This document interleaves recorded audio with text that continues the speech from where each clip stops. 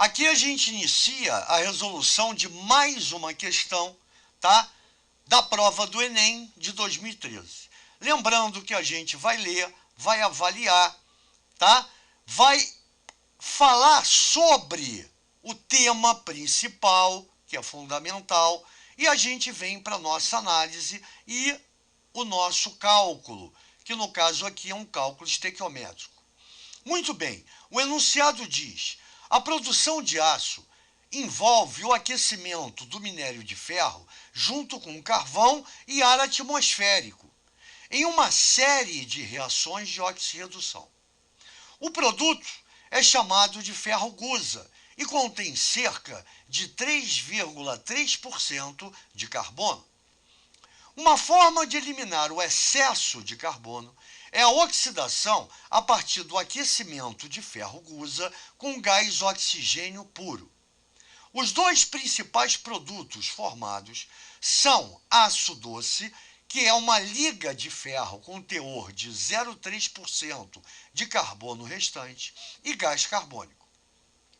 As massas molares aproximadas dos elementos carbono e oxigênio são, respectivamente, 12 gramas por mol e 16 gramas por mol. E aí continua. Considerando que o forno foi alimentado com 2,5 toneladas de ferro-gusa, a massa de gás carbônico formada em quilogramas na produção de aço doce é mais próxima de. E aí você tem as alternativas, onde a unidade de massa já está aqui, ó, é quilogramas. Muito bem, então vamos devagar. Primeiro, ele mostra que o carvão nada mais é do que carbono.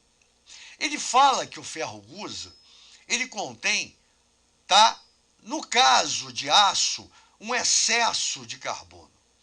Então a gente tem que falar um pouco aqui do ferro-gusa. Para que fique muito claro e você entenda, tá? Aço, vamos falar do texto, do tema. Aço são as ligas ferro-carbono. Só que na prática, somente o ferro-gusa não é considerado aço, pelo seu alto teor de carbono, que pode variar, olha só, de 2,11% a 5% de carbono.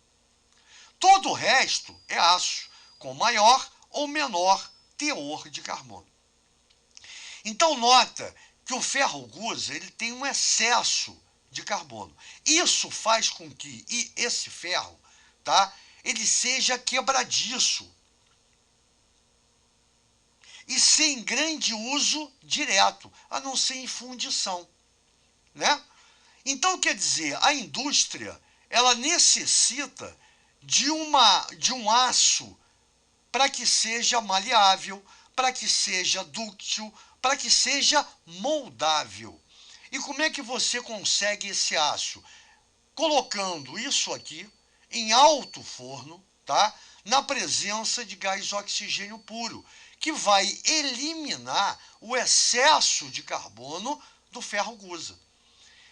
Então, nota o excesso de carbono, nota que eu tinha 3,3%, tá, no ferro-gusa, a porcentagem de carbono. E no aço doce, ou no ferro doce, eu tenho só 0,3%.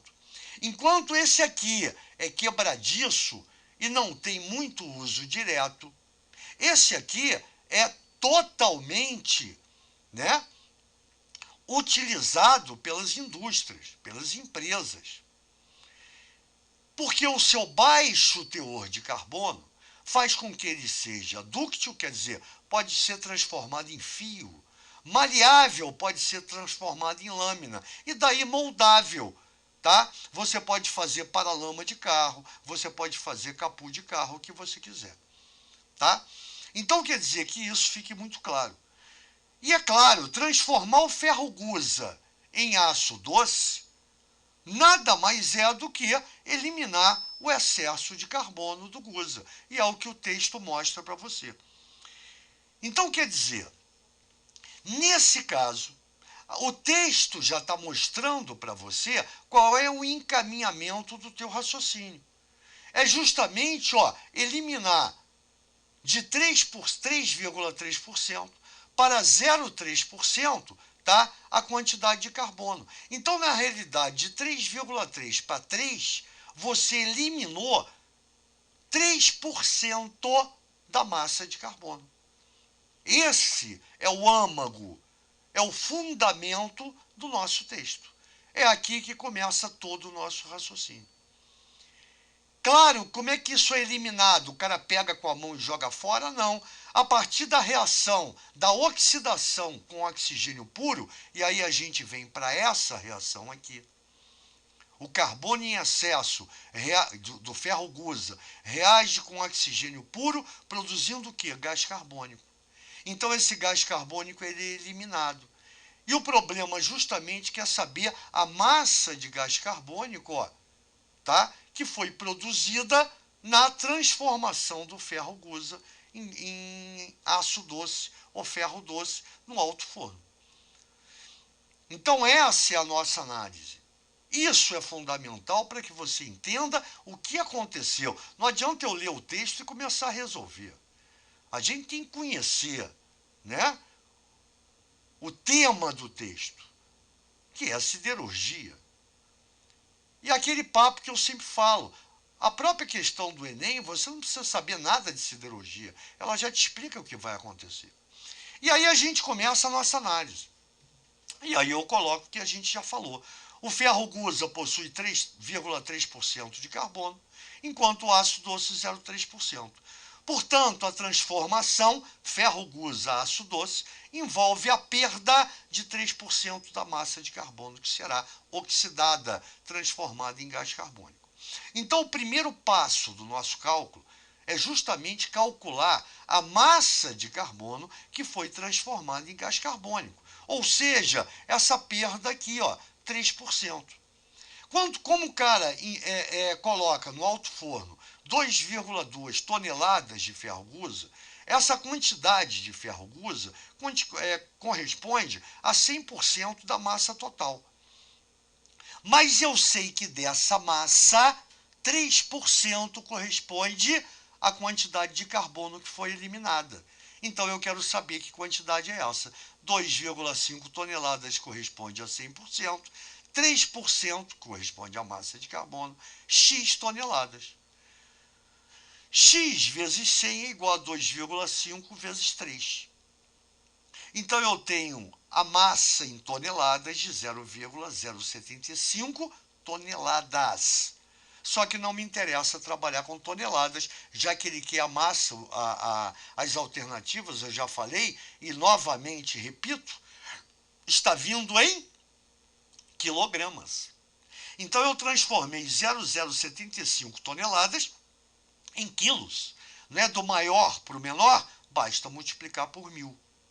Então, eu tenho andando 3 casas para a esquerda, aqui, ó, uma para aqui, 2 para aqui, 3 eu tenho 75 como número inteiro, 75 quilogramas de carbono. Agora sim, eu vou para a minha equação, 1 mol de carbono reagindo com 1 mol de O2, produz 1 mol de CO2. Como é 1 para 1, está aqui, ó, 1 mol de carbono, está dado para você a massa. 12 gramas de carbono. 1 mol de gás carbônico. Cada carbono vale 12, cada oxigênio vale 16, é dado aqui, só que é 16 vezes 2, 32. Com 12 do carbono, 44 gramas, está aqui. Então, pela minha equação, 1 mol de carbono, 12 gramas. 1 mol de CO2, 44 gramas. Perfeito? Então, 1 mol de carbono produz 1 mol de CO2. Isso quer dizer que 75 quilos de carbonos vai produzir Z quilos de CO2. Está aqui para você, ó. Z igual a 275 quilogramas de gás carbônico. Resposta à letra D. Está aqui, ó. Então, repara como o problema não é difícil, é de uma fácil análise, né? O grande lance é saber que você teve uma perda, teve uma eliminação, que ele fala, a forma de eliminar, está aqui. E essa eliminação, segundo a continuidade do nosso enunciado vai te gerar essa reação, que é a reação de oxidação do carbono. O carbono em excesso, que é eliminado, vai se transformar em gás carbônico. Um mol, equação equilibrada, lembra que não basta fazer a equação, tem que equilibrar. Isso aqui é um cálculo estequiométrico. Toda equação tem que estar equilibrada para você iniciar o seu cálculo. No primeiro passo, a gente calculou a massa de carbono que se transformou em gás carbônico. E agora, a partir dessa massa, perfeito? Você tem a massa de CO2. Então, o primeiro foi saber quanto de carbono foi eliminado. Ou seja, quanto de carbono vai se transformar em gás carbônico? 75 quilos, agora sim. Com essa massa de carbono, eu calculo a massa de gás carbônico produzido. Então, gente boa, tranquilo, problema fácil e de fácil desenvolvimento. E mais uma vez, repararam que no nosso texto a gente discute o tema principal. Isso é fundamental para não ficar aquele papo de ler e resolver.